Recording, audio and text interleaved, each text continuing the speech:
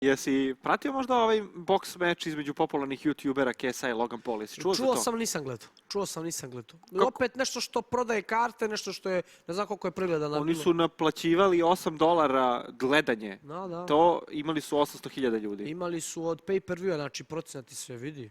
Pun pogodak. Toga će sve češće da bude. Sigurno, Amerikanci gledaju onaj WWE, meni je ono sprdnja. Jebote, oni su toliko zalođeni s tim da to Kako nije normalno. komentarišeš to? To je ono bukvalno gluma, jel tako? Kretenski, meni je to idiotizam. Još ljudi tamo to prave u stadionima, ono tamo 5.000 ljudi Da, a urla. zamisli sad UFC i Bellator gdje su prave borbe i dodaš takav show.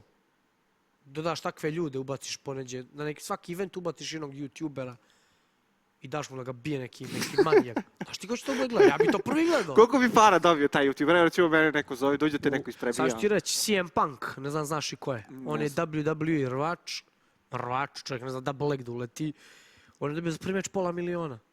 Plus procent od pay-per-view-a. Plus sponzori.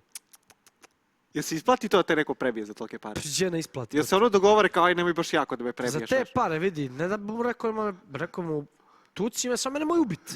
Samo da ostane živ, tako? Bukvalno.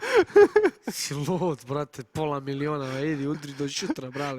Jel mu ono kao daš posto, aj nemoj ne znam u glavu ili nemoj baš da me sakatiš? Ne vjerujem to, ne vjerujem toga ima, ali ono, šta, ma nećete ubiti niko. Sudija će te spasiti, tad imaju dobra i pravila i sve. Nema tu problema.